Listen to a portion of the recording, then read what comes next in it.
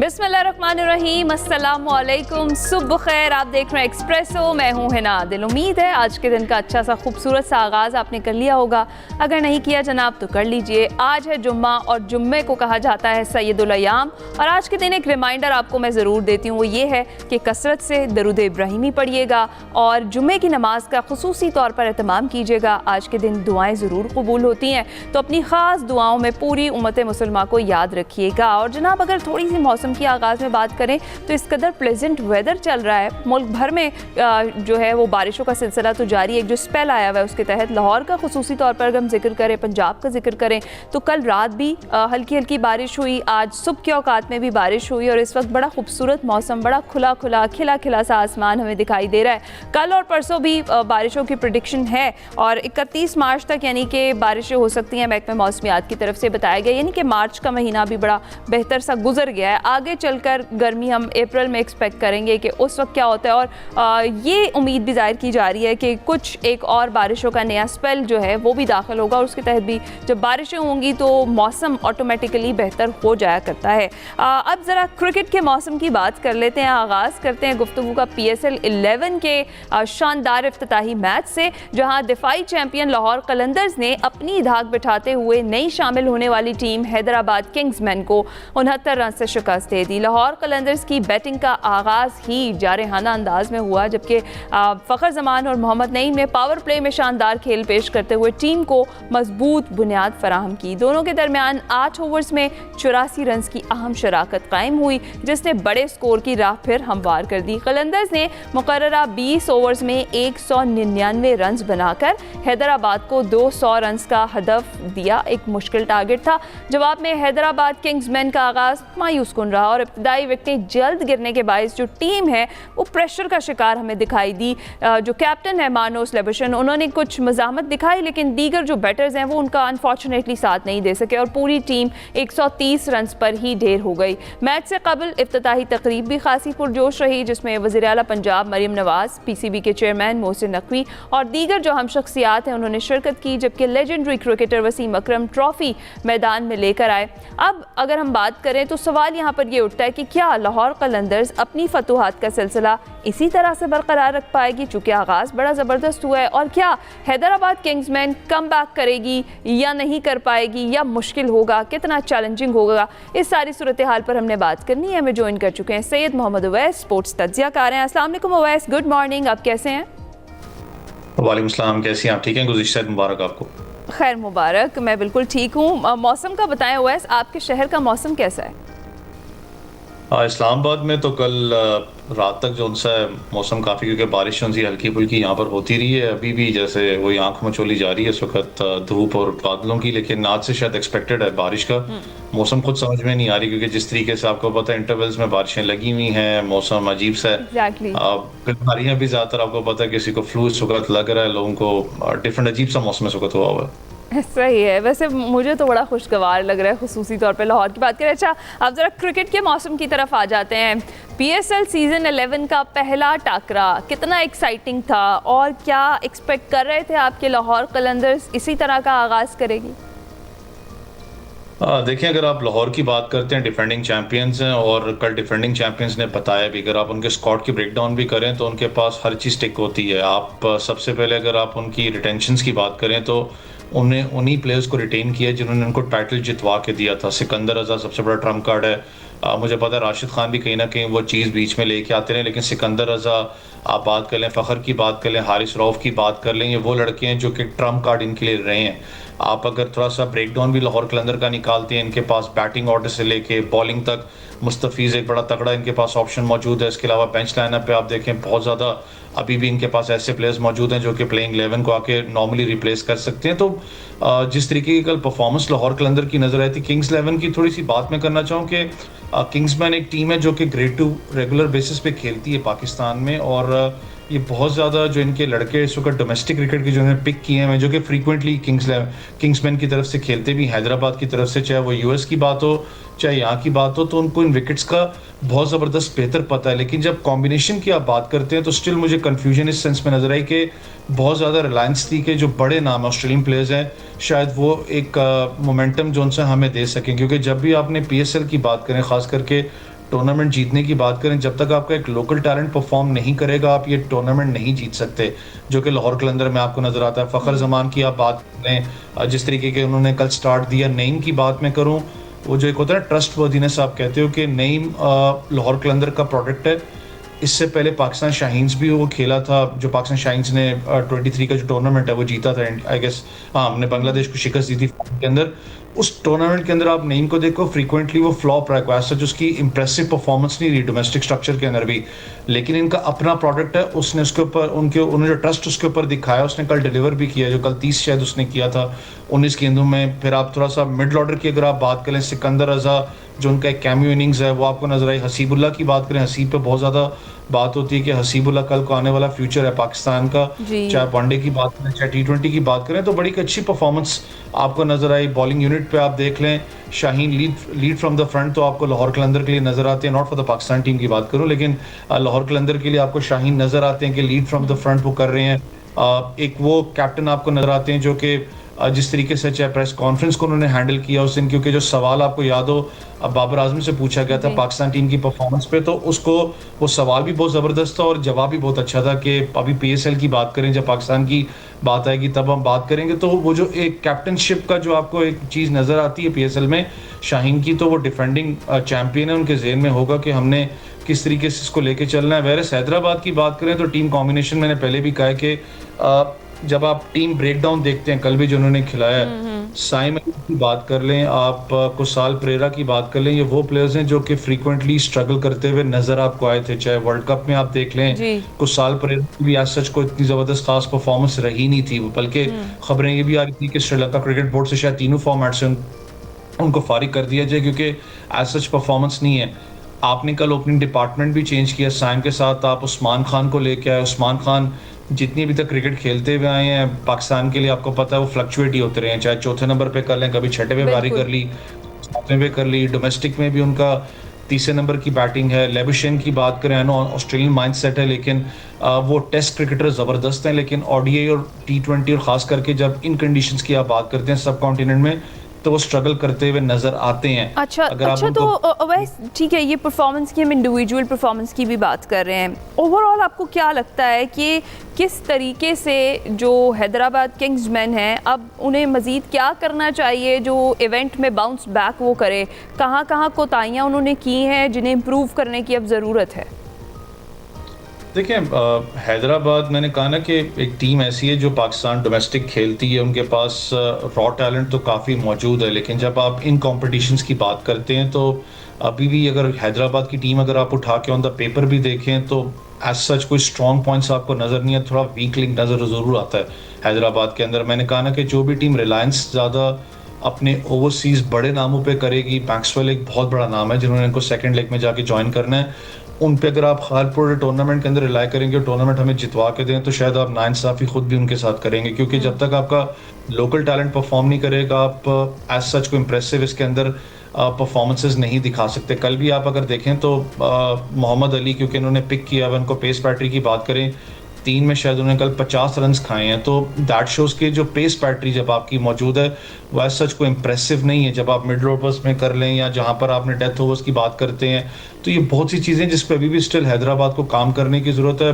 Batting unit की मैंने आपको पहले ही बात बता दी कि ओपनर्स इनके एज सच परफॉर्म नहीं करे। साइम अयूब का वही इनकन्सिस्टेंसी नज़र आपको आती है, महंगे तरीन प्लेयर हैं। मिडल ऑर्डर के अंदर कुछ साल परेरा की आप बात कर लें, इरफान खान न्याजी थोड़ा बहुत बीच में आपको पता भी स्ट्रगल करते हुए भी आपको नज़र आ रहे हैं। हमाद आजम पाकिस्तान का one of the future stars कहा जाता था वर्ल्ड क्रिकेट के अंदर, लेकिन वो भी डिक्लाइन के ऊपर है, तो इनके पास प्लेयर्स बेंच के ऊपर भी एज सच नहीं है कि आप कहेंगे बहुत ज़्यादा इम्प्रेस करने के लिए तैयार है, लेकिन T20 यू नेवर नो, लेकिन इनको काम करना पड़ना है अपने स्क्वाड पे, खास करके जब आप PSL की बात करते हैं तो मुश्किल है इनके लिए। मैं कहता हूँ PSL का सफ़र अगर ऐसी परफॉर्मेंस इनकी रहती है तो राइट। और वैसे दूसरी जानिब अगर इसके बरक्स हम देखें, लाहौर कलंदर्स की जो परफॉर्मेंस थी उसमें शाहीन शाह आपने कहा कि वो बीइंग ए कैप्टन बड़ी बेहतरीन कैप्टनसी उनकी दिखाई भी दी, तो उनका जो डिसीजन था टू बैट फर्स्ट, वो हमें लगा कि दैट पे ऑफ, और आपको लगता है कि दैट वाज द राइट का कॉल उस वक्त के लिए? देखिए, it was a right call. जब आप एक चीज़ तो समझनी पड़नी है कि आपको पता है पहले जब ये स्क्वाड्स पिक किए गए थे, ख़ास करके ऑक्शन में जब आपने पिक किए तो उस वक़्त आपके ज़हन में था 5-6 वेन्यूज़ जिसमें पिंडी भी था, मुल्तान, डिफरेंट अपना वेन्यूज़ थे, तो आप उस हिसाब से स्क्वाड्स को पिक करते क्योंकि हर हर एरिया की विकेट का एटमॉस्फेयर डिफरेंट आपको नज़र आता है। लेकिन यहाँ पर सबसे बड़ा हैट्स ऑफ मैं कहूँगा जो अनसंग हीरोज़ होते हैं, जो ख़ास करके ग्राउंड्समैन हैं, जो पिचेस को तैयार करते हैं क्योंकि इतनी बड़ी ज़िम्मेदारी अब उनके सर पे कि इन विकेट्स को लाइवली कैसे रखना है क्योंकि आपके back to back matches Lahore और कराची के अंदर इन विकेट्स के अंदर वो जान पैदा करके रखना इतना आसान नहीं होता। कल एक पहला मैच था, ऊपर से ग्राउंड क्योंकि आपको पता है इसमें ड्यू फैक्टर एज सच को रोल प्ले नहीं करेगा।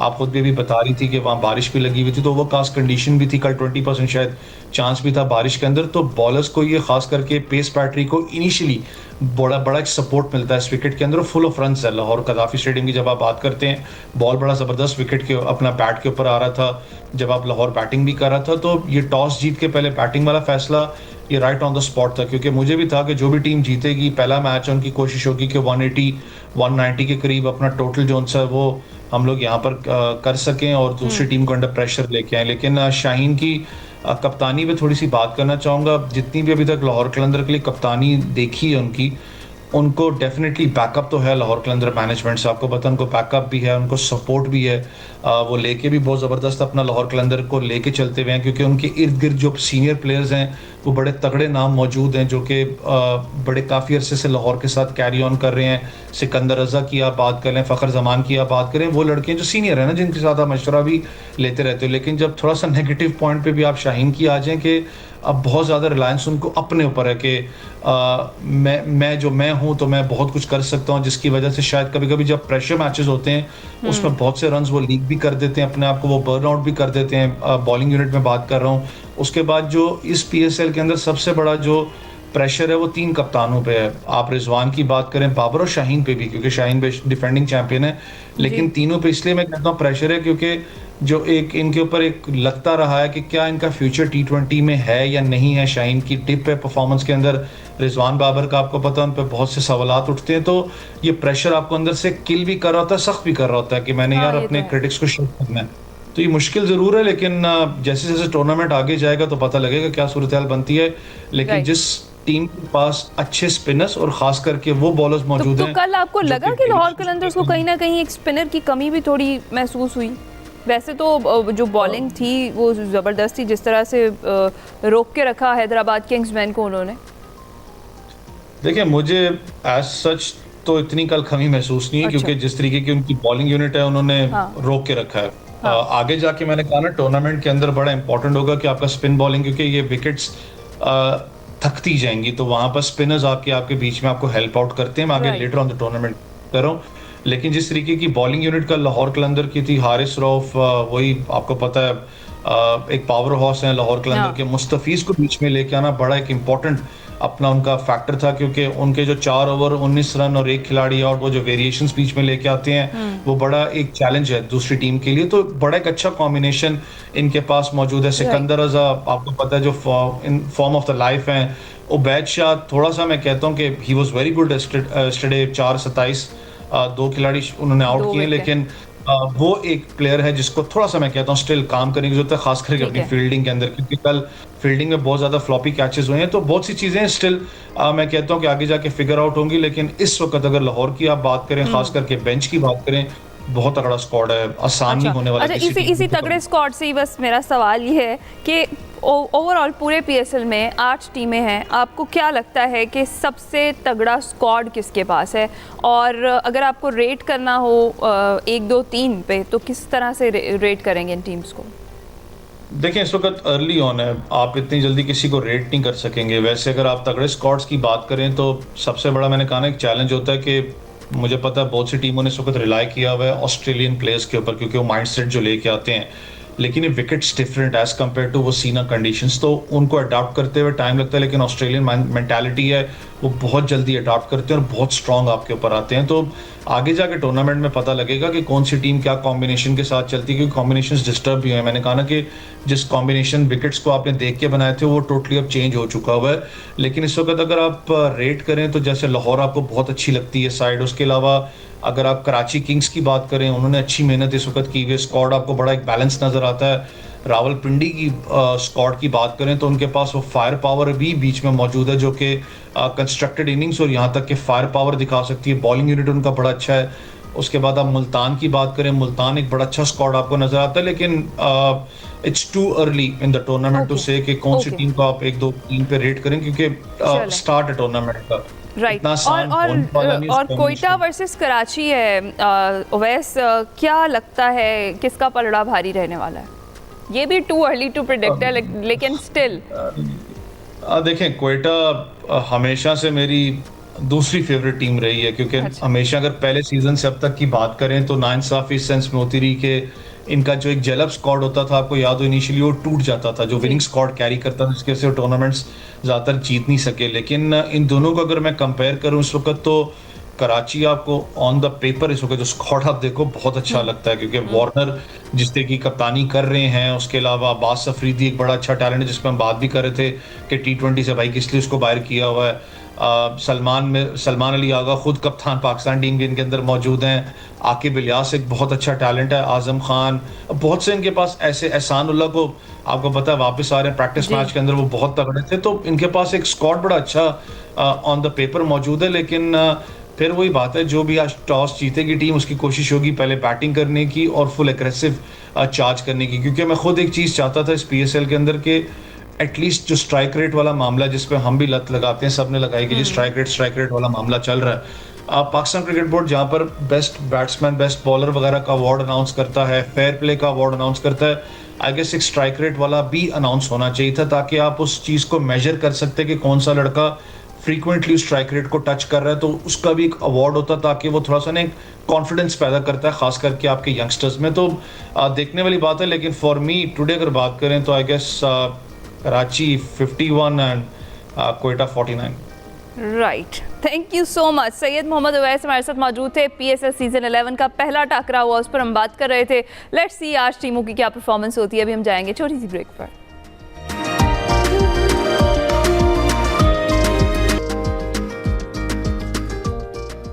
वेलकम बैक टू एक्सप्रेसो जी। मशरक़ वस्ता में कशीदगी के खात्मे के लिए कोशिशें की जा रही हैं। जैसा कि आपको पता है, पाकिस्तान ने सफारती कोशिशें अपनी तेज़ कर दी हैं।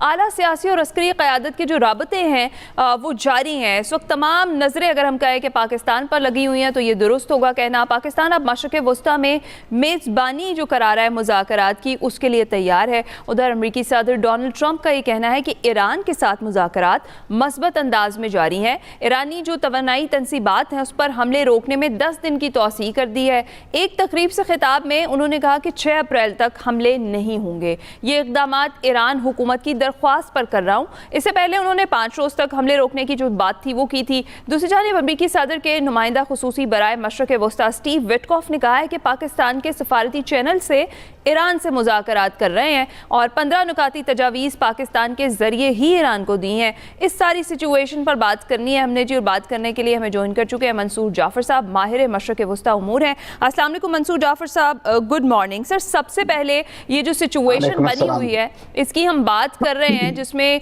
48 घंटे में हमले का ऐलान, फिर अचानक 5 रोज़ा तौसीह और फिर उसके बाद मुज़ाकरात की खबरें भी सामने आ रही हैं और फिर जो इसके बाद 10 रोज़ा तौसीह की बात की गई है। आप बतौर माहिर मशरक़ वस्ता क्या फाइंडिंग्स रखते हैं इस मामले के ऊपर, और आपको क्या लगता है ऐसी क्या रीजंस हैं जिसकी वजह से अमरीकी सदर कह रहे हैं, या फिर दोबारा से हम ये समझें कि टाइम लिया जा रहा है ताकि जंग की तैयारी की जा सके? जी बहुत शुक्रिया जी। मैं समझता हूँ ये एक पुराना हरबा है और बड़ा आजमूदा हरबा है अमेरिका और इसराइल का, कि वो इसी नौइयत के मुज़ाकरात की मेज़ से जाते हैं और फिर उस दौरान मुख्तलिफ इक़दामात के ज़रिए वो टाइम गेन करने की कोशिश करते हैं और साथ साथ अपना मिलिट्री बिल्डअप जो है वो भी ज़मीन पर उसी तरीके से, उसी ज़ोर शोर से जारी रखते हैं। अभी आप देखिए कि जब ये 48 घंटे की डेडलाइन, फिर उसमें 6 दिन का मोरेटोरियम यकतरफा तौर पे, फिर उसके बाद अब 6 अप्रैल तक उसमें जो तौसीह की जा रही है, अगर आप इसको जमीनी जो इस वक्त उनकी अस्करी मूवमेंट है उसके साथ कंसाइड करें या रिकंसाइल करें तो आपको आइडिया होगा कि बुनियादी तौर पे इस वक्त वो एक ऐसे हमले की तैयारी कर रहे हैं कि जो उनके ये तमाम मुज़ाकरात के जो दावे हैं और जो प्लानिंग है उसको सबोताज करने के लिए इस वक्त मैं समझ रहा हूँ वो सारी तैयारी जारी है, क्योंकि ईरान जो है अभी भी अपने जो मुज़ाकरात की जो शराइत हैं उस हवाले से भी बड़ा दो टोक मौक़िफ़ रखता है, और उस तरह मैदान जंग में भी अभी तक ईरान ने अपनी रेजिलियंस और रेजिस्टेंस जो है वो एक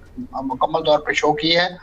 अगरचे उनको क़यादत की सतह पे और अपनी लीडरशिप की सतह पे बहुत बड़ा नुकसान और साथ साथ बहुत बड़ा loss of man and material जो है वो ज़मीन पे इन्फ्लिक्ट किया है इन दोनों मुल्कों ने, लेकिन उसके बावजूद ईरान को उनके उन मौक़िफ़ से जो ईरान समझता है कि उसके सर्वाइव, देखिए इन दोनों यानी अमेरिका और इसराइल और ईरान की जो मिलिट्री जो तैयारी है या जो आदाद शुमार है उसका कोई पैरेलल नहीं है, लेकिन ईरान इस वक्त तक सर्वाइव कर रहा है। पिछले तकरीबन 28 दिन की इस जंग में अब तक ईरान जिस अंदाज से खड़ा है, ईरान के लिए मैं समझता हूँ यही बहुत बड़ी विक्ट्री है, क्योंकि इन कुव्वतों के इनके जंगी साजो सामान के मुकाबले में और इनकी तबाही और बर्बादी का जो मैग्नीट्यूड है उसके मुकाबले में किसी मुल्क का खड़े रहना और अपने मौके पर डटा रहना यही उसकी कामयाबी है। और अब आप देखिए कि ईरान ने खासतौर पे अपने वो चोक पॉइंट्स, वो पावर पॉइंट्स जो आज तक उन्होंने सिर्फ धमकियों की सूरत में अपने 10 साल ईरान इराक जंग के दौरान भी इस्तेमाल नहीं किए, इस बार उन्होंने इफेक्टिवली उनको इन्फोर्स किया है।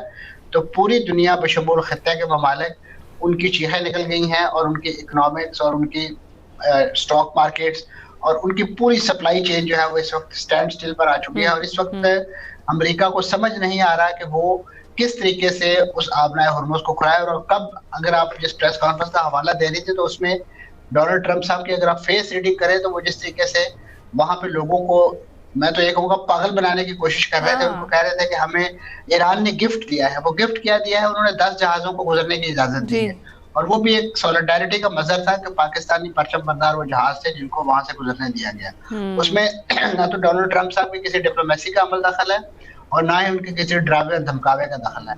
वो तो ईरान ने एक मौक़िफ़ रखा हुआ है कि हम जो भी अमेरिका, इसराइल नवाज और उनके हामी ममालिक के जो जहाज है उनको हम नहीं गुजरने देंगे, दीगर को गुजरने देंगे बशर्ते कि वो हमें चीनी करेंसी येन में पेमेंट करें और वहां से गुजर जाए। अब ये सिचुएशन वहां पे है। अब इसको तब सबोताज करने के लिए इस वक्त जो प्लानिंग जारी है वो इसी नौयत की है कि यहाँ पे जो ईरान की जो एक सॉवरेनिटी इस वक्त कायम है या टेरिटोरियल जो उसको एक कंट्रोल हासिल है वो किसी तरीके से खत्म करवा दिया जाए, इसके लिए मुख्तलिफ हरबे इस्तेमाल किए जा रहे हैं। अच्छा, आप दुरुस्त कह रहे हैं कि टैक्टिक्स डिफरेंट यूज किए जा रहे हैं। अब ये स्पेसिफिकली अगर हम खर्ग आइलैंड की बात करें जिस पर हमले से मुताल्लिक खबरें चल रही हैं, कितना इम्पोर्टेंट आइलैंड है ये, और अगर अमेरिका अटैक करता है इस पर तो ईरान का जो रिस्पॉन्स होगा वो कैसा होगा, और अगर वो सख्त रद्द-ए-अमल होता है तो फिर उससे अमेरिकी फ़ौज को डेफिनेटली ज़्यादा नुकसान भी उठाना पड़ सकता है। तो ये सिचुएशन अगर बनती है तो हालात किस तरफ जाते हुए आप देखते हैं?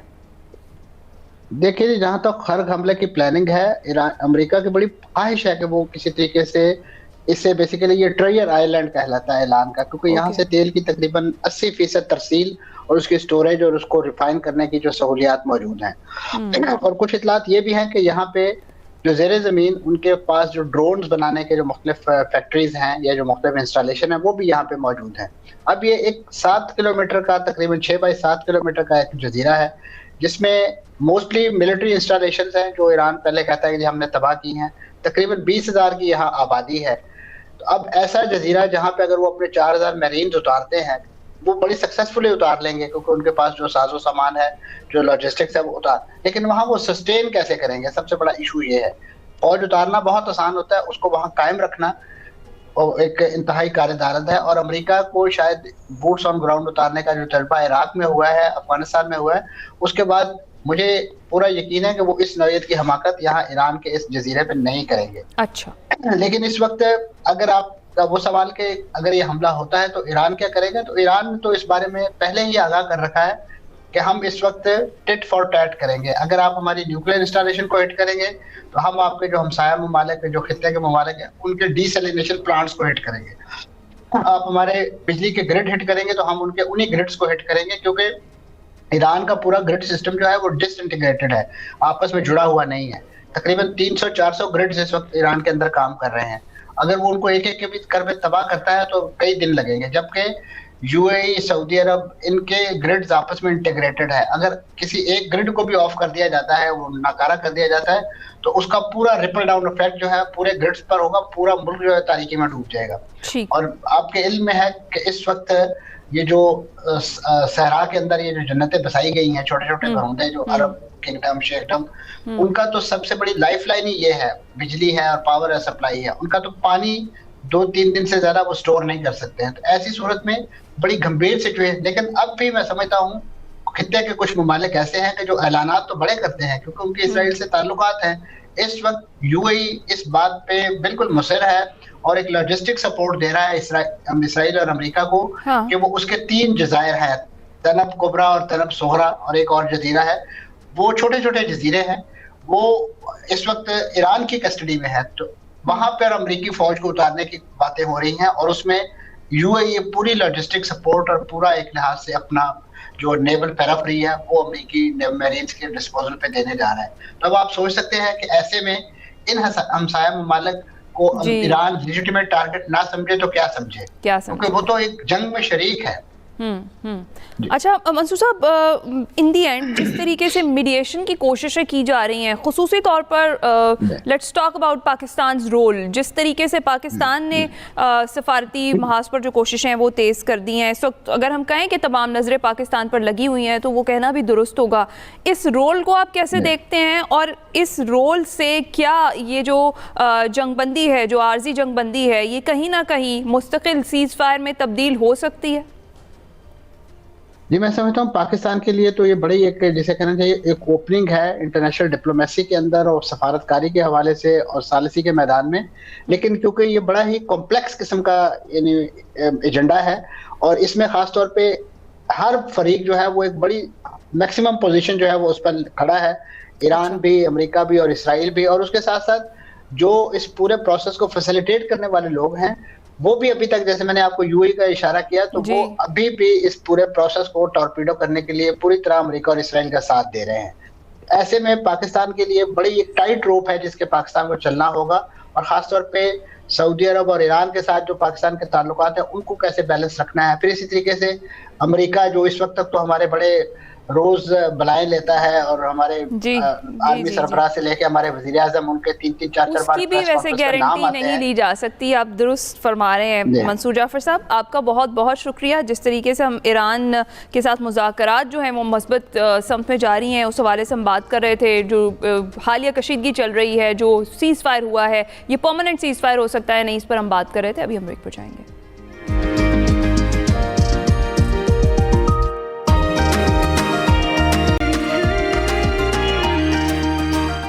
वेलकम बैक टू एक्सप्रेसो जी। अब शामिल करेंगे अपना सेगमेंट सफ़र है शर्ट, जिसमें बात हो रही है बालाई हुंजा में बैंड रिवायत पर। शशकट का बैंड क्यों मुनफरिद है, आइए जानते हैं।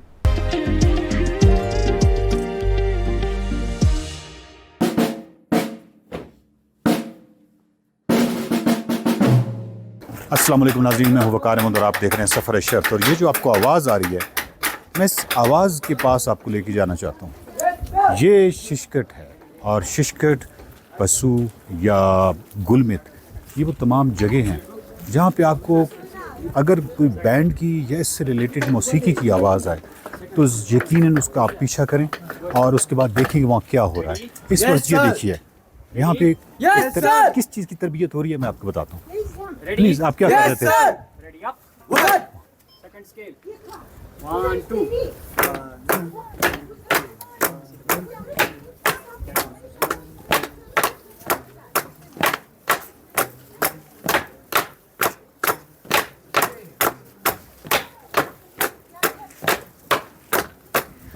अब आपको ये अंदाज़ा हो गया होगा कि ये कोई तरबियत है और ये बहुत इनिशियल स्टेजेस पे हैं, बहुत इब्तदाई सतह पे हैं उस तरबियत के। वो तरबियत है बैंड की।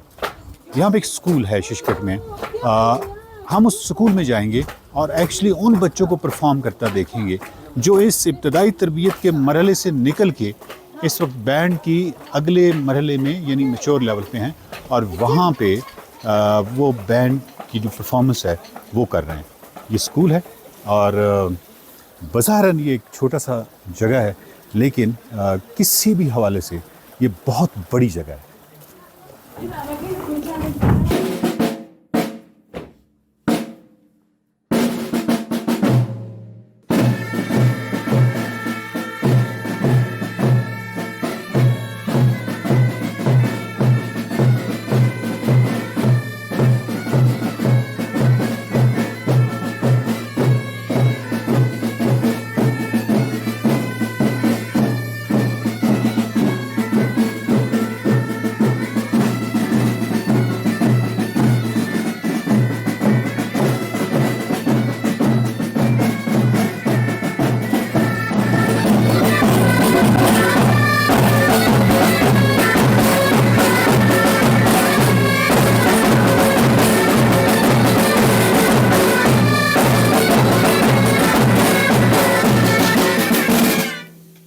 खुदा जानता है, मुझे नहीं मालूम कि ये जो बैंड की रवायत है ये अपर हुंज़ा में एक्चुअली स्टार्ट कहाँ से हुई थी। हमारे पुराने दोस्त नूर मोहम्मद पामीरी, और वहाँ मुझे याद है कि जो सिल्क रूट फेस्टिवल 93-94 में हुआ, उसके बाद फिर जब सिल्क रूट फेस्टिवल 2000, 2001, 2002 इसमें हुआ तो गुलमित का बैंड जो है वो छाया हुआ था।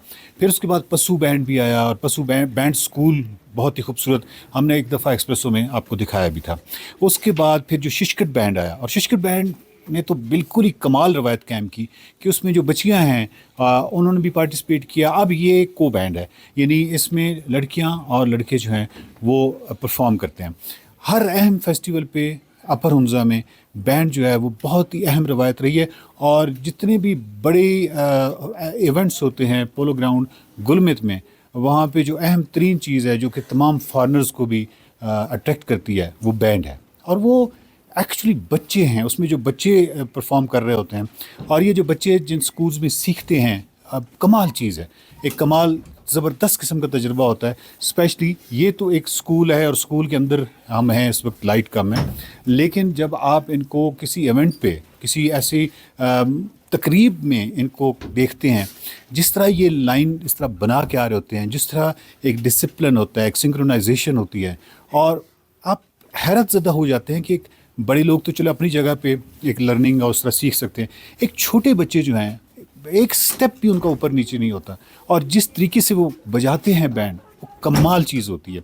शिशकट है, और शिशकट जो है वो खूबसूरत टाउन है। शिशकट, खैबर, पशु, ये जितने भी आगे अपर हुंज़ा में हैं, हर गांव के अंदर अपने इदारे हैं, अपनी एक बैंड स्कूल्स हैं, म्यूज़िक के हवाले से, बाकी फ़लाई कामों के हवाले से थोड़ी सी जुदागाना शनाख्त अपनी जगह रखते हैं।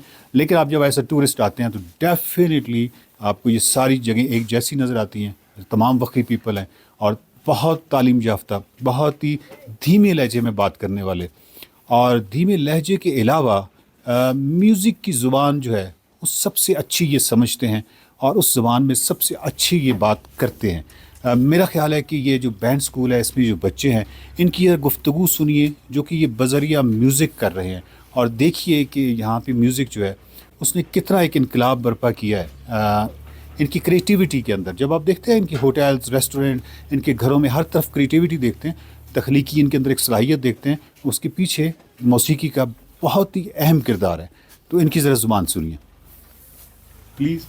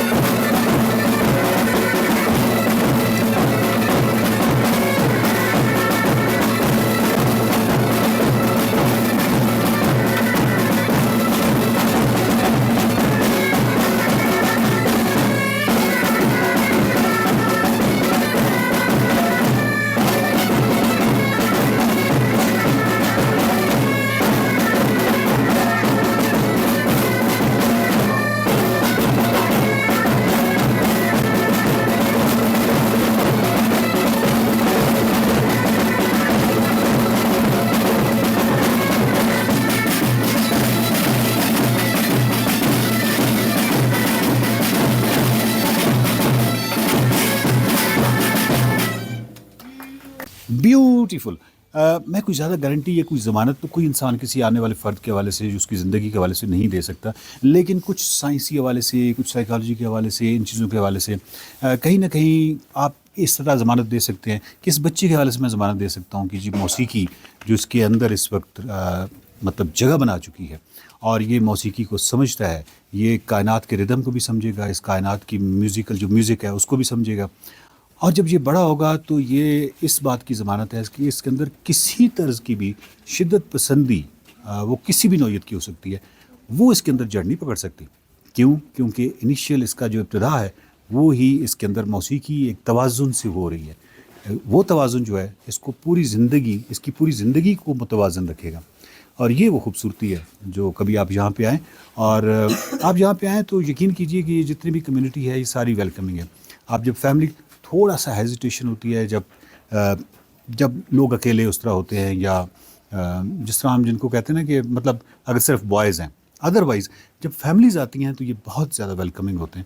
आप कहीं पे भी बैंड की आवाज़ शिशकट में सुने, बसों में सुने, गुलमित में सुने, कहीं से आती हुई उस आवाज़ का पीछा कीजिए, वो आपको किसी न किसी स्कूल लेके आ जाएगी और उस स्कूल में आइए, फिर इन बच्चों से मिलिए और फिर आपको बहुत ज़्यादा आप खुश होंगे। देखते रहिए सफ़र शर्त।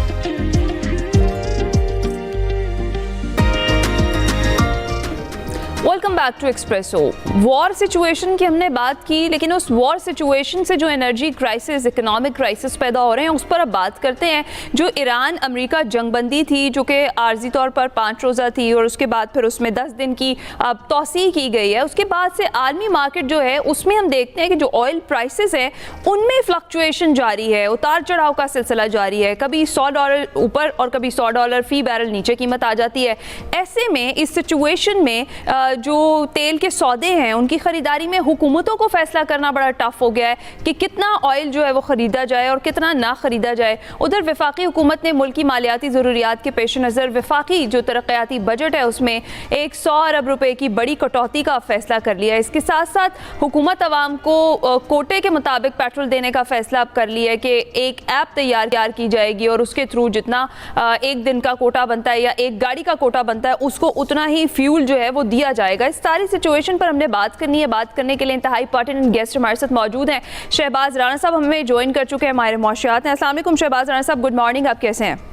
जी वालेकुम अस्सलाम, वेरी गुड मॉर्निंग, मैं बिल्कुल ठीक हूँ। सबसे पहले शहबाज राणा साहब, हम जब बात कर रहे हैं कि ईरान अमेरिका जंग, तो उसके बाद के जो खुसूसी तौर पर अगर हम पाकिस्तानी मईशत पर असरात देखें तो उस पर आप क्या कमेंट करेंगे, क्या असरात पड़े अभी तक? देखिए, पाकिस्तान की जो इकॉनमी है ये हमेशा से एक ऐसी सूरत हाल में रही है जहाँ पे किसी भी को बहुत बड़ा इसको झटका लगे, चाहे कोई डोमेस्टिक इवेंट हो जाए या कोई इंटरनेशनल इवेंट आ जाए, तो उसको ये पाकिस्तान की इकॉनमी सस्टेन नहीं कर सकती। ये वजह के बहुत अरसे से हुकूमत तो ये कह रही थी कि पाकिस्तान की इकॉनमी जो है वो स्टेबलाइज हो गई है, हमारा जो बैरूनी सेक्टर है, एक्सटर्नल सेक्टर पे जो दबाव है वो कम हो गया है और हमारे बजट के मामला भी ठीक हो रहे हैं। लेकिन हमारा इसके ऊपर हमेशा एक ही मौक़िफ़ होता था कि ये ऐसी स्टेबिलिटी है जो बिल्कुल एक छोटा सा भी झटका आएगा तो उसको बर्दाश्त नहीं कर सकती। लेकिन जंग जैसा झटका तो शायद हुकूमत ने और किसी ने सोचा भी नहीं होगा। फिलहाल जो अभी तक सूरत हाल चल रही है, हुकूमत ने कोशिश तो की है कि किसी तरीके से पिछले अब 1 माह होने वाला चीज़ों को मैनेज कर ले, लेकिन जो इस वक्त मैनेजमेंट की सूरत हाल है जिसमें कीमतों में इजाफा ना करना और कुछ और इकदाम करना, ये ज़्यादा अरसा हुकूमत शायद इसको सस्टेन ना कर पाए। यही वजह कि आप इस किस्म की जो है वो बात सुन रहे हैं कि कोई फ्यूल राशनिंग हो सकती है, कुछ और इस किस्म के इकदाम लिए जा सकते हैं। आप देख रही हैं कि प्राइम मिनिस्टर जो हैं वो इस ब्रॉडर कंसल्टेशन कर रहे हैं पॉलिटिकल पार्टीज़ के साथ। उनकी प्रेसिडेंट ऑफ पाकिस्तान के साथ भी कल मुलाकात हुई है, उस मुलाकात में फील्ड मार्शल भी मौजूद थे। तो इस तरीके से जो ये सारी सूरत अलग से लग ये रहा है कि हुकूमत को भी इस बात का एहसास है कि लंबा अरसा ये चीज़ चल नहीं सकती। अगर जंग चलती है तो फिर इकनॉमिक जो हमारी एक स्टेबिलिटी होती है, चाहे वो जैसी भी हो, वो फिर मेंटेन नहीं रहेगी। और आप देखेंगे फिर आइंदा चंद दिनों में आपको कुछ किस्म के इकदाम होते हुए नजर आएंगे जिसपे हुकूमत एक डेस्परेशन के अंदर कुछ ऐसे मैयज उठाएगी जिसका मकसद जो एक एक्सटर्नल सेक्टर के ऊपर दबाव उसको भी किसी हद तक मैनेज करना, और फिर जो बजट के ऊपर एक प्रेशर आ रहा है उसको भी मैनेज करना। तो ये जो इस वक्त सूरत हाल बन रही है बड़ी डिफिकल्ट सूरत हाल है हुकूमत पाकिस्तान के लिए, और इसको नेविगेट करना काफी मुश्किल होगा आइंदा आने वाले दिनों में। अभी तक हुकूमत सामो इसको मैनेज कर रही है और लोगों को सिर्फ एक ही फ्यूल शॉक मिला है जो पहले उन्होंने प्रीएम्प्ट कर दिया था और पहले हफ्ते ही कीमत बढ़ा दी। हालांकि उस वक्त शायद कीमत बढ़ाने की जरूरत नहीं थी, लेकिन उसका एक फायदा ये हुआ कि आप देख रहे हैं कि बांग्लादेश और इंडिया या श्रीलंका में जो चीजें हो रही है वो पाकिस्तान में नहीं हुई, तो वो एक स्मूथ हो गया चीजें। क्योंकि पाकिस्तान में एक प्रॉब्लम ये है कि यहाँ पे हमारी जो डिस्ट्रिक्ट और जो प्रोविंशियल एडमिनिस्ट्रेशन वो बहुत कमजोर है, वो जखीरा दोज के खिलाफ कुछ नहीं कर सकते। तो फिर आज आके हुकूमत के पास एक ही चीज बचती है जी, कीमत बढ़ा दो ताकि कोई जखीरा इसको कर ही ना सके। अच्छा। तो मुश्किल फैसले हुकूमत को करने पड़ेंगे, डेफिनेटली करने पड़ेंगे और करने पड़ भी रहे हैं। शहबाज राना साहब, जिस तरीके से भी आपने भी बात की, हम भी यही बात करें कि तरक्याती बजट के जो 100 अरब रुपए की बड़ी एक कटौती की गई है और इस पर यही कहा जा रहा है कि IMF को भी जो है कॉन्फिडेंस में ले लिया गया है, तो इस सिचुएशन के बाद आप कहीं ना कहीं फिर मिनी बजट आता हुआ तो नहीं देख रहे? देखिए ये जो सारा सिलसिला इस वक्त चला हुआ है ना कि पहले की तेल की कीमतों में जो हुकूमत ने इजाफा किया, फिर अब तरक्याती बजट में कटौती की, इसके पीछे बुनियादी वजह ही मिनी बजट को अवॉइड करना था। ओके। ये जब बजट बना था इस साल का पिछले साल जून में, तो उस वक्त IMF ने हुकूमत पाकिस्तान से एक इमरजेंसी फंड रखवाया था 390 अरब रुपए का।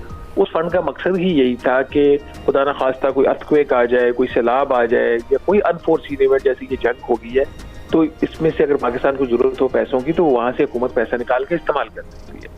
लेकिन चूंकि FPR की कारकर्दगी इंतहाई बुरी रही, FPR के जो माहाना उसके रेवेन्यू के अहदाफ थे वो हासिल नहीं हो सके, तो हुकूमत ने मिनी बजट से बचने के लिए वो जो इमरजेंसी का 390 अरब रुपए का फंड था उसके अगेंस्ट FPR का जो खसारा था, शॉर्टफॉल था, उसको ऑफसेट कर दिया। जब उसको ऑफसेट कर दिया तो उसकी वजह से फिर वो जो पैसा जो हमने आज इस्तेमाल करना था जंग की वजह से वो अकाउंटिंग एक्सरसाइज के अंदर वो खत्म हो गया आपके पास। तो यही वजह है कि आप मिनी बजट भी अवॉइड कर गए। फिर अब यही वजह है कि आप देख रहे हैं कि आप 100 अरब रुपए आपने तरक्याती बजट से भी कटौती कर दी, लेकिन जिस तरीके से जिस तेज रफ्तारी से कीमतें ऊपर जा रही है 100 अरब रुपया कुछ भी नहीं। ये अभी तो हुकूमत ने 27 अरब रुपए की एक सब्सिडी रिलीज की है। जो करंट प्राइस ट्रेंड है ये 100 अरब रुपया हार्डली आपका 2 या 2-2.5 हफ्ते से ज्यादा नहीं चलेगा।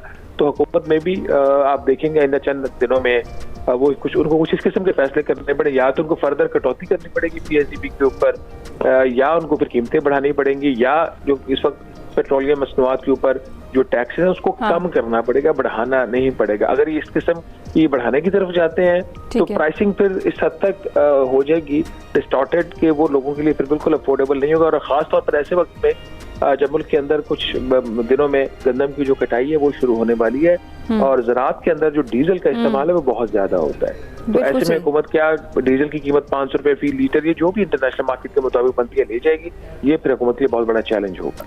राइट। अच्छा, ये जो डिफरेंट जो इकदाम किए जा रहे हैं या आगे किए जाएंगे, जो प्रेडिक्शंस है हुकूमत की तरफ से, उसमें अभी फिलहाल ये जो हफ्तावार प्राइस रिव्यू का एक इकदाम जो है वो किया गया, क्या लगता है दुरुस्त है? और अगर दुरुस्त है तो क्या ये थोड़ा पहले नहीं कर लेना चाहिए था? और दूसरा ये कि जो राशन बंदी का डिसीजन लिया गया है, ये जिस तरीके से कोटा है एक, उसके मुताबिक फिर फ्यूल जो है वो प्रोवाइड किया जाएगा, ऐप एक तैयार की जा रही है, ये मैनेजेबल होगा पाकिस्तान के लिए?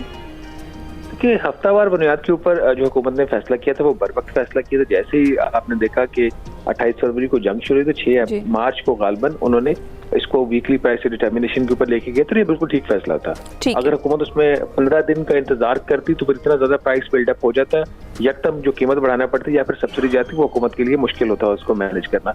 अब ये जो राशन बंदी की बात हो रही है, राशनिंग इन्होंने करनी है, कि ये मेरा नहीं ख्याल कोई इतना कोई कामयाब ये होगा। उसकी 2-3 बुनियादी वजूहत है। सबसे पहली बात कि आपके पास ऐसा कोई मैकेनिज्म ही नहीं है अभी तक जिसके तहत आप एक इफेक्टिवली किसी को फ्यूल का उसकी राशनिंग कर, किसकी क्या जरूरियात है आप उसको एक ऐप के जरिए आप डिटर्मिन नहीं कर सकते। अगर किसी को इमरजेंसी है, कोई कहीं पे किसी को फौतीदगी के ऊपर जाना पड़ गया, कोई और मसला हो गया, तो दैट कैन नॉट हैपन। फिर ये बात की जी सब्सिडी हम सिर्फ 2 व्हीलर्स और 3 व्हीलर्स को देंगे, वो भी कोई इतना इफेक्टिव नहीं है, क्योंकि पाकिस्तान में लोअर मिडिल इनकम ग्रुप दोनों है, लोअर इनकम ग्रुप भी और मिडिल इनकम ग्रुप भी है। आपका जो पुअर और लोअर मिडिल इनकम ग्रुप है वो आपका बाइक यूज करता है, फिर आपका जो मिडिल इनकम ग्रुप है उसके पास 800 का गाड़ी है बाय एंड लार्ज। तो ये इस क्लास का आप फिर क्या करेंगे? क्या उनको आप एक्सपोज कर देंगे इंटरनेशनल प्राइसेस के साथ? फिर जब जब भी कहीं पे कोटा लगता है तो उसका हमेशा मिसयूज भी होता है और फिर उसके बाद एक पैनिक वाली सूरत हाल भी एक जो है वो पैदा हो जाती है। तो एडमिनिस्ट्रेटिवली जैसे मैंने पहले बोला कि हमारी सूबाई हुकूमतें बहुत ही कमज़ोर हैं, वो इस किस्म की चीज़ों को मैनेज नहीं कर सकती। कभी भी कोडिंग के ऊपर उस तरीके से इफेक्टिवली वो कंट्रोल नहीं हो सका। यहाँ पे जिन्होंने होर्डिंग कंट्रोल करनी होती है, प्राइस मैनेजमेंट करनी होती है, वो 3000 सीसी की गाड़ी के ऊपर 4 सिक्योरिटी गार्ड्स के साथ जाते हैं। ग्रेड 17 का ऑफिसर होता है जिसको शायद एक बाइक के ऊपर जाना चाहिए। जिस तरह के पाकिस्तान के हालात हैं तो वो उसका जो सारा काम करने का तरीका ही ऐसा है कि वो एक ज़्यादातर एक आपको लगता है ऐसे है कि वो एक कॉस्मेटिक एक्सरसाइज होती है, वो गैलरी के लिए वो एक्सरसाइज होती है, प्रेस के लिए एक्सरसाइज होती है। इफेक्टिवली वो हुकूमत कर नहीं सकती। तो अगर हुकूमत इस किस्म का ड्रास्टिक इकदाम देती है जहाँ पे सड़कों के ऊपर गाड़ियों का जाना, उसको कंट्रोल करना, फ्यूल जो है वो उसका कोटा डिटरमिन करना, कुछ एसेंशियल सर्विसेज डिक्लेयर करके बाकी लोगों को घरों पे बिठाना, कोविड वाली सूरत हाल में शायद हम उस तरीके से भी बड़े शहरों में तो हमने मैनेज कर लिया, छोटे शहरों में मैनेज नहीं हुआ था, तो it will be very difficult. Okay. अच्छा, और शहबाज राना साहब, हमने लास्ट ईयर जून में भी देखा था जो यही वाला तनाज़ा था ईरान अमेरिका के दरमियान, जो जंग के बाद हमने जो फ्यूल पे असरात इसके देखे थे, जो पेट्रोल प्राइसेस पे हमने देखे थे, उसके बाद हम अपना ऑयल रिजर्व जो थे, अपना तेल का जो स्टॉक था उसे बढ़ा सकते थे। इसको आप कैसे देखते हैं? और दूसरा ये कि अभी कितने ऑयल रिजर्व्स हैं पाकिस्तान के पास, और फ्यूचर प्लान्स को लेकर कौन से ऐसे ड्रास्टिक मेजर्स हैं जो आपको लगता है कि हमें फौरी तौर पर लेने होंगे? देखिए, जो जून की अमेरिका की जंग से इस जंग में बहुत फर्क है। जून की जंग में जो स्ट्रेट ऑफ हॉर्मुज़ थी वो खुली हुई थी, उसकी आपकी सप्लाईज का प्रॉब्लम नहीं आ रहा था। जून की जंग में ईरान ने काउंटर जो अटैक्स थे वो खलीजी ममालिक के ऊपर नहीं किए थे, उनके एनर्जी इंफ्रास्ट्रक्चर के ऊपर नहीं किए थे, तो वो तो उस वक्त प्राइस फ्लक्चुएशन आई नहीं थी और फिर चीजें भी बहुत जल्दी कंट्रोल हो, तो वो उसको अब इससे आप हम कंपेयर नहीं कर सकते। अच्छा, ये करंट सिचुएशन को देखते हुए आपको क्या लगता है? करंट में देखिए, अभी हमारा मसला ये है कि हमने over a period of time IMF का प्रोग्राम, वर्ल्ड बैंक के कर्जे, एशियाई तरक्याती बैंक के कर्जे, जो एक रियासत को और एक हुकूमत को अपने बुनियादी स्ट्रेटेजिक रिजर्व्स मेंटेन करने होते हैं, वो हमारे पास एक दिन के आज भी हमारे पास जो आपको तेल का जखीरा मिलता है 26 दिन का, अभी भी कह रहे हैं कि है पेट्रोल और डीजल का जखीरा इनके पास, वो हुकूमत पाकिस्तान की मलकियत नहीं है, वो private companies, oil marketing companies की मलकियत है। अब वो जो OMCs हैं, तो वो OMCs को ठीक है, उनको हम उसको प्राइस, उसको बेनिफिट भी देते हैं चीज़ का, बट उन्होंने अपनी बैलेंस शीट्स के मुताबिक वो उसको मेंटेन करती हैं। और उस वक्त भी इनका पहले ये 14 दिन का होता था, फिर इसको बढ़ा के 19 दिन का किया गया, फिर इसको ये 3 हफ्ते पे ले गए, फिर तो ये वो कमर्शियल डिसीजंस होते हैं। इसका एक ही तरीकेकार तो ये दुनिया में भी होता है, जो एसेंशियल अपनी कमोडिटीज होती हैं उसका जखीरा हुकूमत पाकिस्तान खुद रखती है। अब यही गलती इन्होंने गंदम के केस में भी की 2 साल पहले। IMF के प्रोग्राम के कहने के ऊपर इन्होंने जो गंदम के जखायर हुकूमत के पास थे उसको खत्म करना शुरू कर दिया। अभी भी उन्होंने कुछ रखे हुए हैं, लेकिन जब आप खरीदारी पीछे से नहीं कर रहे थे तो वो फिर आपके वो जखीरे जो थे वो डिप्लीट हो रहे थे, गंदम के आपके पास नहीं थे उस तरीके से स्टॉक। अभी कल फिर इक्तिसादी राब्ता कमेटी ने फैसला किया जी गंदम 10 लाख टन प्राइवेट निजी शोबे के जरिए खरीदेगी। मतलब हम ये जो एक आपने समझ नहीं हुकूमत को आ रही, हम फ्री मार्केट है, अगर फ्री मार्केट है तो जो रियासत की बुनियादी जिम्मेदारियां होती हैं उसको कैसे मेंटेन करना है। स्ट्रेटेजिक रिजर्व हमारे अपने है नहीं, हमारे पास कमर्शियल रिजर्व्स होते हैं हर चीज के, तो इसमें ये पॉलिसी जिसकी हुकूमत को लेना पड़ेगा। अभी तो जंग की सूरत हाल है, इसमें तो शायद इस तरह के फैसले नहीं होते, बट आपको इस तरह की सूरत हाल के अंदर वो आपको नताइज मिलते हैं जिसको सामने रख के फिर आप नए फैसले करते हैं। तो हमने बहुत ज्यादा अपने को फ्री मार्केट ओरिएंटेड करके हर चीज से बाहर निकल के वर्ल्ड बैंक और IMF के कहने के ऊपर, ADB के कहने के ऊपर ये पॉलिसीज फिर हुकूमत को, मुल्कों को लॉन्ग टर्म में नुकसान करती है। ओके। और करंट सिचुएशन के पेश नज़र ये जो इक़दामात हुकूमत की जानिब से लिए जा रहे हैं इस वक्त एनर्जी क्राइसिस से बचने के लिए, या उससे आम आदमी को फ़ायदा पहुंचाने के लिए, या उस पर ज़्यादा बोझ ना पड़े, वो आपको लगता है कि दुरुस्त समत में है? देखिए, हुकूमत इससे कोशिश कर रही है। ये एक ऐसी सूरत हाल होती है जिसका किसी भी हुकूमत के पास उस तरीके से एक्सपीरियंस नहीं होता। वो डे टू डे फैसले करते हैं, डे टू डे मिस्टेक्स भी करते हैं, उससे वो सीखते भी हैं और फिर आगे बढ़ते हैं। मेरा ख्याल है कि अभी तक इनकी जो मैनेजमेंट है, अदर देन फिस्कल मैनेजमेंट, इसमें ज्यादा कसूर वज़ारत खजाना का है, जिसने जो इमरजेंसी का फंड था उसको FPR के शॉर्टफॉल के अगेंस्ट उसने ऑफसेट किया। बाकी हुकूमत की कोशिश तो हर लिहाज से ठीक है, आप इस चीज का तो क्रेडिट हुकूमत को जाता है कि अभी तक आपको पेट्रोल पंप्स के बाहर लंबी लाइनें नजर नहीं आ रही आज के दिन तक। प्राइसिंग जो है ठीक है वो इंक्रीज हुई है, लेकिन फिर हुकूमत ने उसको कुछ एब्जॉर्ब भी किया है। अब उसको जो एब्जॉर्ब किया उसको कहाँ से पे किया वो हम उस पर बहस कर सकते हैं। बाय एंड लार्ज हुकूमत ठीक कर रही है। अब ये जो अगला इसके इकदाम कुछ है वो शायद उससे कुछ मुआशरे के अंदर कुछ पैनिक हो, जो फर्दर अगर ये करते हैं कुछ चीजों को कंट्रोल करने की, राशनिंग करने की, तो एक तरफ हुकूमत कह रही है कि हमारे पास सप्लाईज का मसला नहीं है। तो अगर सप्लाईज का आपके पास मसला नहीं है, क्योंकि सऊदी अरेबिया ने भी पाकिस्तान को कॉपरेशन जो है वो शुरू किया, उन्होंने सप्लाई भी की है। फिर कहा यह जाता है कि स्ट्रेट ऑफ हॉर्मुज़ से पाकिस्तान के जो फ्लैग हैं के वाले जहाज हैं वो गुजर सकते हैं, पाकिस्तान का तेल गुजर सकते हैं। तो फिर सप्लाईज का तो मसला ना हुआ, फिर मसला आ जाता है आपका प्राइसिंग का। और प्राइसिंग के ऊपर आके हुकूमत जरूर फैसले कुछ कर सकती है कि उसको कैसे हैंडल करना है, लेकिन अगर ये कोटा सिस्टम की तरफ गए तो फिर वही कुछ होगा जो उससे भारत में होगा। बिल्कुल ठीक। Thank you so much Shahbaz Rana sahab, आपका बहुत शुक्रिया। बड़े अच्छे तरीके से आपने सिचुएशन को एक्सप्लेन किया है। और शहबाज राणा साहब यही कह रहे हैं कि बाय एंड लार्ज जो गवर्नमेंट अभी तक स्टेप्स ले रही है वो आवाम की बेहतरी के लिए, फलाह के लिए, और वो दुरुस्त फैसले हैं जो कि वक्त की ज़रूरत है। आगे चलकर क्या डिसीजन लिए जाते हैं, कितने टफ डिसीजन लेने पड़ सकते हैं, उसके हवाले से वक्त ही आगे बताएगा। और जनाब जो इकोनॉमिक वॉर्स होती हैं उसके बाद इकोनॉमिक क्राइसिस होते ही होते हैं, और इस सिचुएशन के लिए ऑलरेडी हमें तैयार रहना चाहिए था भी, और किसी हद तक हम हैं भी। अभी हम जाएंगे ब्रेक पर।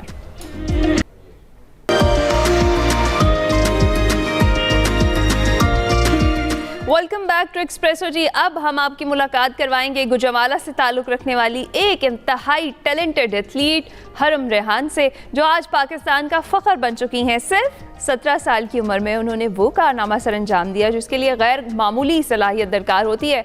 हरम ने 1 मिनट में एक टांग के साथ 143 स्ट्राइक्स मुकम्मल करके, नी स्ट्राइक्स जो थी वो मुकम्मल की और अपना नाम गिनेस वर्ल्ड रिकॉर्ड में दर्ज करवा लिया, और यूँ पाकिस्तान की पहली खातून एथलीट होने का एजाज़ हासिल किया जिन्होंने इस कैटेगरी में आलमी रिकॉर्ड अपने नाम किया। और एक मेहनत कश घराने से ताल्लुक़ रखने वाली हरम रेहान हमारे साथ मौजूद हैं। उन्हीं से मज़ीद उनके सफ़र के हवाले से हम जानेंगे।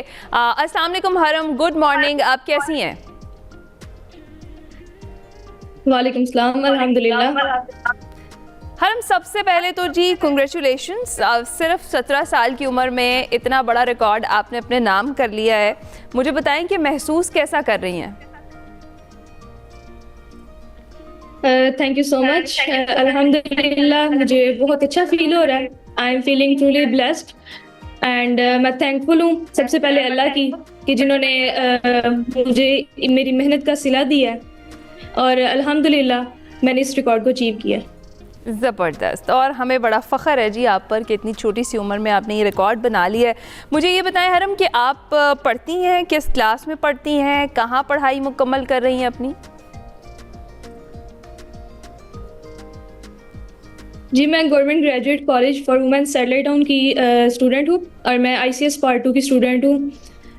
और ये कॉलेज जो है बेसिकली पंजाब का सबसे बड़ा कॉलेज है तादाद के हिसाब से, तो इस कॉलेज की मैं स्टूडेंट हूँ, और इधर से ही मैं ट्रेनिंग करके अल्हम्दुलिल्लाह इंटरनेशनल लेवल पे गई हूँ। ज़बरदस्त। अच्छा मुझे ये बताएं कि ये शौक़ कब से पैदा हुआ आपको स्पोर्ट्स का? एथलीट बनने के लिए आपने कब सोचा कि मुझे इस साइड पर जाना चाहिए? स्पोर्ट्स का शौक़ मुझे बचपन से ही था। मैं इसको अपने करियर के हिसाब से मतलब आगे लेके जाना चाहती हूँ, और इंशाल्लाह अपनी स्टडी के साथ साथ मैं स्पोर्ट्स को भी कंटिन्यू करूँगी, और मज़ीद पाकिस्तान का नाम इसी तरह रोशन करूँगी, और मज़ीद रिकॉर्ड भी ब्रेक करूँगी। हमें उम्मीद है और हमारी दुआएं भी आपके साथ हैं, बिल्कुल आप ऐसा करेंगे। मुझे ये बताएं कि जब गिनीज वर्ल्ड रिकॉर्ड में आपका नाम लिखा गया और आपको पता चला, उस वक्त क्या रिस्पांस था? सबसे पहले फैमिली का क्या रिस्पांस था, और उसके बाद फिर आपके टीचर्स का कैसा रिस्पांस था, आपकी फ्रेंड्स का कैसा रिस्पांस था?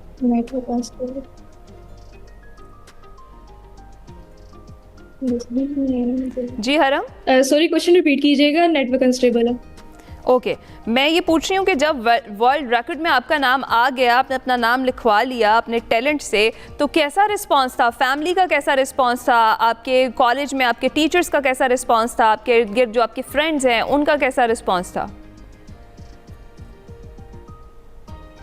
जब मुझे पता लगा कि मैंने अपना रिकॉर्ड अचीव कर लिया है। तो सबसे पहले मैंने अपने पेरेंट्स को बताया, अपनी कोच को इन्फॉर्म किया, तो सब बहुत खुश थे और कॉलेज में मेरा बहुत अच्छे तरीके से वेलकम किया गया। मेरी प्रिंसिपल मैम लुबना ने बहुत अच्छे तरीके से मेरा वेलकम किया और मेरे टीम मेंबर्स उन्होंने बहुत वो खुश थे, सब बहुत खुश थे और सबने बहुत अच्छे तरीके से मेरा वेलकम किया और मुझे बहुत अप्रिशिएट किया।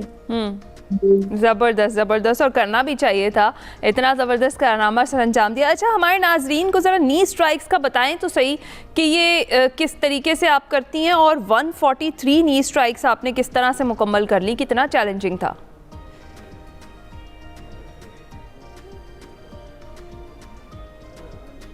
नी स्ट्राइक्स बेसिकली जो है एक मार्शल आर्ट टेक्निक है जो कि सेल्फ डिफेंस में भी यूज़ की जाती है और ये बेसिकली मतलब इसके लिए ट्रेनिंग मुझे रिक्वायर हुई थी, 9 मंथ्स तक मैंने इसकी ट्रेनिंग की थी, तो टेक्निक पे वर्क किया था और अल्हम्दुलिल्लाह फिर मैंने अपने रिकॉर्ड को इस अचीव किया।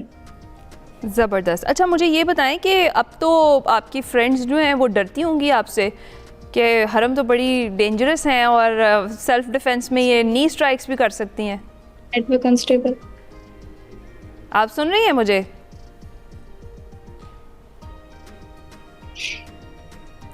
हाँ जी हरम, अब आप सुन पा रही हैं मुझे? कॉल बंद हो गई। हरम, आप हमारे साथ कनेक्टेड हैं, आप मेरी आवाज़ सुन पा रही हैं? हरम से हमारा राबता आई गेस के हरम तक हमारी आवाज़ शायद नहीं जा पा रही। सुन रही हैं आप हरम हमें? हरम तक मेरी आवाज़ नहीं जा रही, लेकिन जनाब ये पाकिस्तान की पहली खातून एथलीट होने का एजाज़ हासिल कर चुकी हैं, ख़ास तौर पर इस कैटेगरी में नी स्ट्राइक्स उन्होंने 143 नी स्ट्राइक्स मुकम्मल करके अपना नाम जो है वो गिनेस वर्ल्ड रिकॉर्ड में शामिल कर लिया। ये है हमारे पाकिस्तान का टैलेंट, ये है हमारी नई जनरेशन, हमारी यूथ जो इतना काम कर रही है, जो इतनी टैलेंटेड है कि उन जहतों में अपना नाम बना रही है जिसके बारे में लोग मुश्किल से सुनते होंगे। ख़ास तौर पर अगर अपनी बच्चियों की, अपनी बेटियों की बात करें तो वो हर मैदान में आगे हैं, उनमें इतना टैलेंट मौजूद है, खा वो स्पोर्ट्स हो, पढ़ाई हो, कोई भी मैदान हो, वो अपना नाम मनवा भी रही हैं और दुनिया को बता रही हैं कि इनका ताल्लुक़ पाकिस्तान से है और वाकई पाकिस्तान का ये फ़ख्र है। हरम हमारे साथ एक बार फिर से मौजूद है। हरम, आप मुझे सुन पा रही हैं?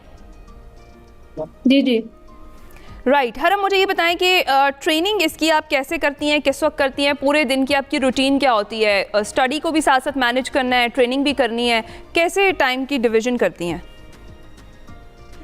ट्रेनिंग बेसिकली डेली हम सेशन करते हैं, इसका 2 times, morning session and evening session, जिसमें हम स्ट्रेंथ पे और स्टेमिना पे और अपनी स्टेमिना पे और इम्यूनिटी पे हम वर्क करते हैं और टेक्निक पे वर्क किया जाता है।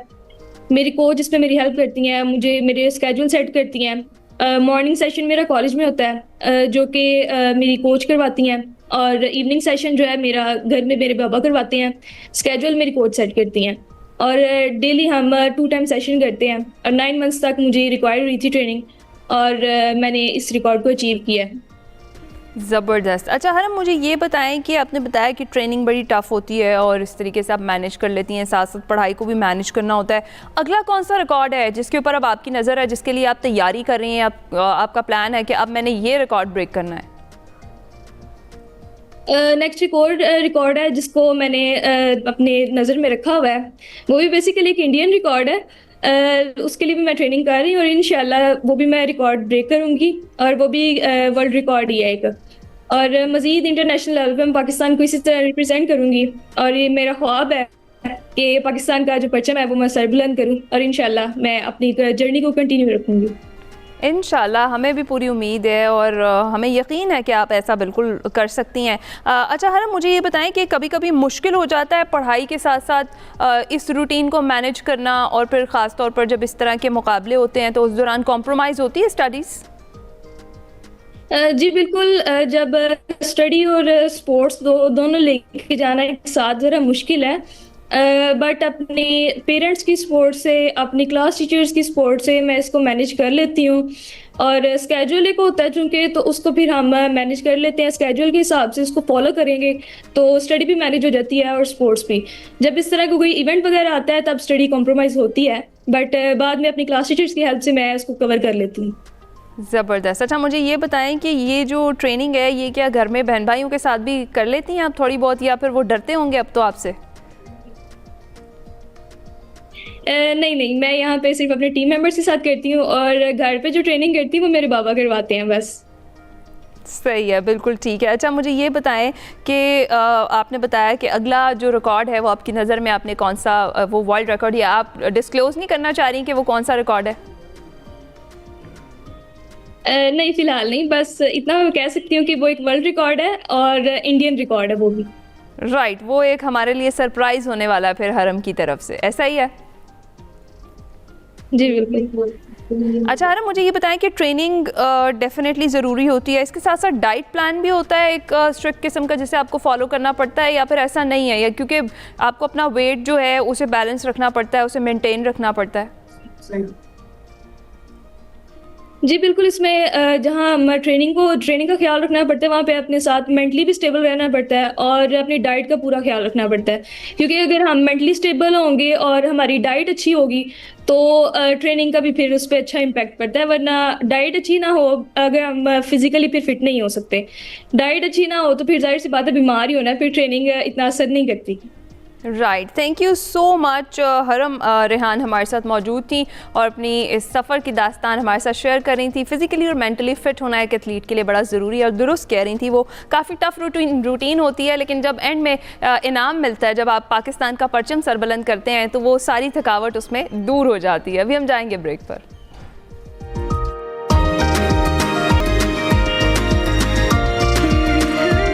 वेलकम बैक टू एक्सप्रेसो जनाब। एज़ वी ऑल नो, तालीम और तहकीक के मैदान में जो पाकिस्तान के नौजवान हैं वो एक बार फिर दुनिया में अपनी सलाहियतों का लोहा मनवा रहे हैं। इस बार कामयाबी की ये दास्तान जुड़ी है स्टैनफोर्ड यूनिवर्सिटी के आलमी मुकाबले ग्लोबल सस्टेनेबिलिटी चैलेंज से, जहां दुनिया भर से सैकड़ों टीमों ने पार्टिसिपेट किया, लेकिन पाकिस्तान की एक टीम ने नुमाया मकाम हासिल कर लिया है। ग्लोबल सस्टेनेबिलिटी चैलेंज में दुनिया भर से 800 से ज़ायद टीमों ने शिरकत की, जहाँ माहौलियात, तवानाई और जो मुख्तलिफ किस्म के जदीद आइडियाज़ हैं वो पेश किए गए। इस हवाले से इस सख्त मुकाबले में सेंट्रल एशिया और अफ्रीका के रीजन से सिर्फ 4 टीमों को फाइनल के लिए मुंतखब किया गया, जिनमें एनएडी यूनिवर्सिटी ऑफ पाकिस्तान की जो टीम है वो शामिल थी। और इस बासलाहियत टीम की जो 2 मेंबर्स हैं वो हमारे साथ मौजूद हैं। पाकिस्तानी तलबा ने सोलर से मुतालिक एक ऐसा जदीद और काबिल अमल आइडिया पेश किया जिसका मकसद आम लोगों के लिए तवानाई के मसाइल को आसान बनाना और अवामी फलाह है। और इसी हवाले से, इस प्रोजेक्ट के हवाले से बात करेंगे। हमारे साथ मौजूद हैं इस प्रोजेक्ट की 2 मेंबर्स, फातिमा सदलाखू और नूर बीबी हमें ज्वाइन कर चुके हैं। अस्सलाम वालेकुम, सुबह खैर आप दोनों को। सबसे पहले तो मुबारकबाद आप लोगों को। नूर, मुझे ये बताइएगा कि कैसा लग रहा है इस कंपटीशन में? एक तो बताएं कि किस तरह से आप पहुंच गई और फिर 800 टीमों में से फाइनल तक रसाई हासिल करना डेफिनेटली बहुत चैलेंजिंग होगा। कैसा एक्सपीरियंस रहा? अस्सलाम वालेकुम। सबसे पहले हमारा तो एक्सपीरियंस बहुत अच्छा रहा। सबसे चैलेंज ये था कि 800 प्लस टीम्स थी और हम लोग फिर 200 टीम्स में गए सेमीफाइनल तक, और अब हम लोग अंडर 20 में हैं। ज़बरदस्त ज़बरदस्त। अच्छा मुझे आप बताइए फातिमा कि कंपटीशन तक कैसे पहुँचे? किसका आइडिया था? कब सोचा कि इसमें पार्टिसिपेट आप लोगों को करना चाहिए? तो ये असल में अक्टूबर में स्टार्ट हुआ था और हमें इसका लिंक्डइन के थ्रू पता चला था, और जैसे ही हमें पता चला था तो हमारी, क्योंकि फील्ड भी यही है, हम लोग इसी में काम कर रहे होते हैं, तो हमने सोचा कि हमें इसमें अपना जो आइडिया है वो पेश करना चाहिए। और बहुत टाइम हो गया, 5 महीने की हमने बहुत मेहनत करी है, उसके बाद हम लोग फाइनल में आए हैं। ज़बरदस्त। अच्छा नूर, इस प्रोजेक्ट के हवाले से ज़रा डिटेल्स बताएं, किस तरीके से ये सोलर के हवाले से एक आपका जदीद आइडिया है, किस तरह से आम लोगों के लिए तवानाई का हुसूल आसान बनाता है ये प्रोजेक्ट, और हाउ इट वर्क्स? असल में हम ये चाह रहे थे कि हमारी सोसाइटी में ना अनवेरिफाइड वेंडर्स सोलर पैनल्स को इंस्टॉल कर देते हैं, जिससे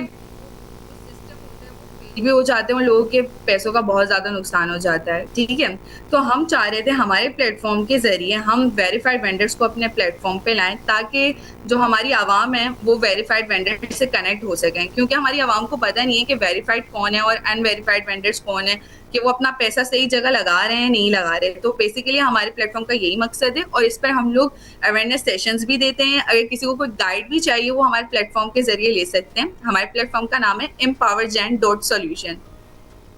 ओके अच्छा, मुझे ये बताएं फातिमा कि कितने मेंबर्स की ये टीम है और उसमें आपका क्या रोल था?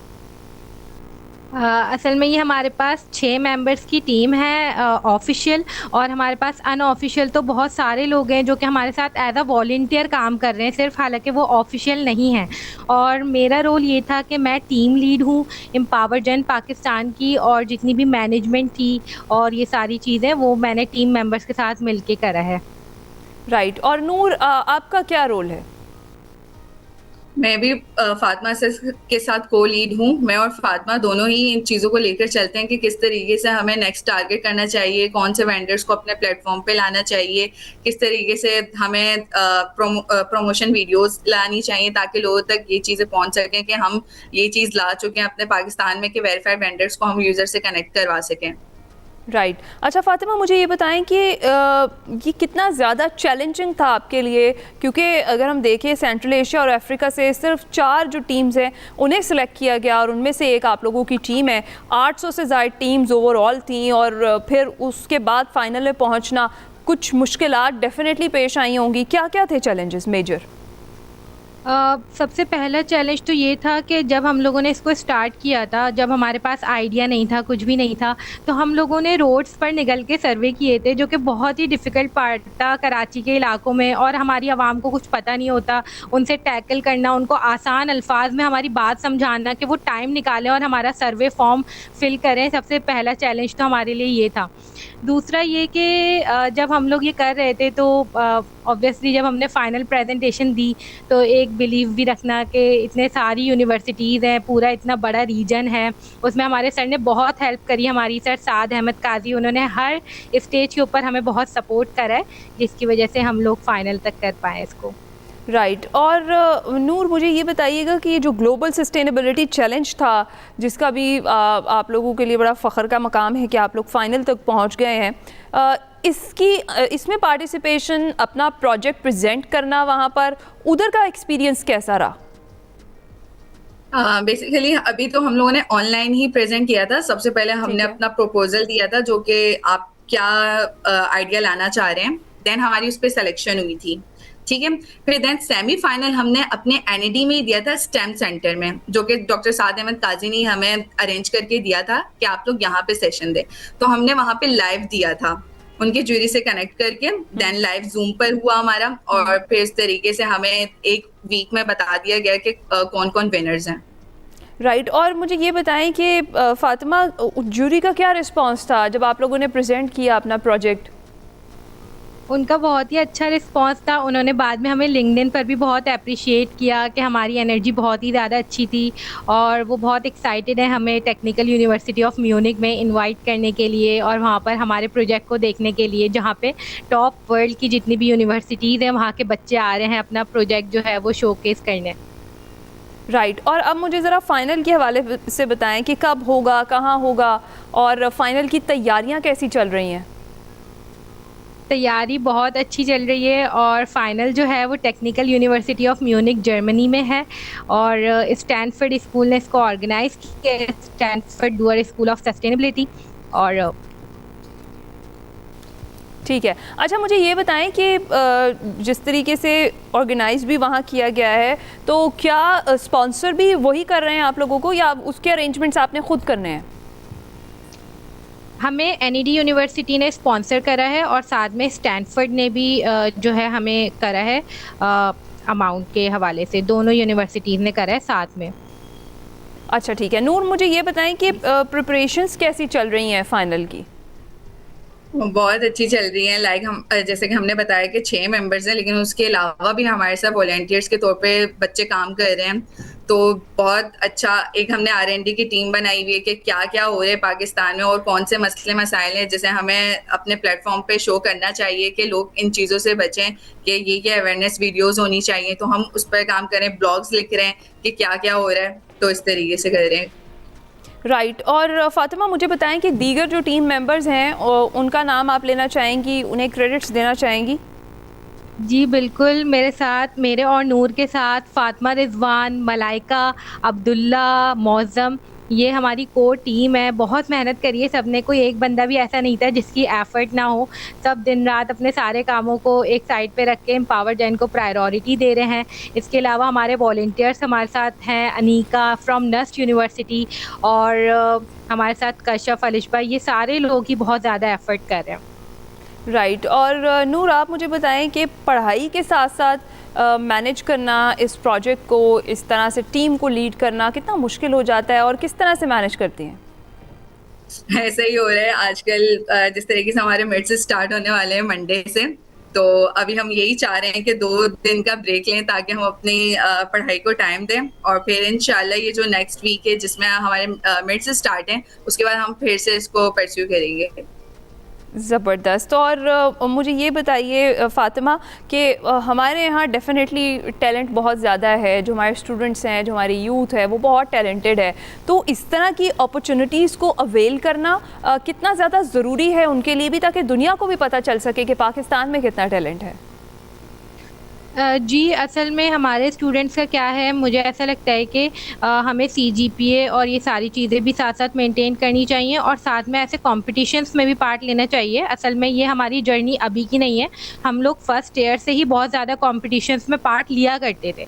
तो हमने इतने कॉम्पिटिशन्स में हारने के बाद अब हमारा फाइनल ईयर में ये मौका आया है कि जिसमें हम लोगों ने एक विन करा है।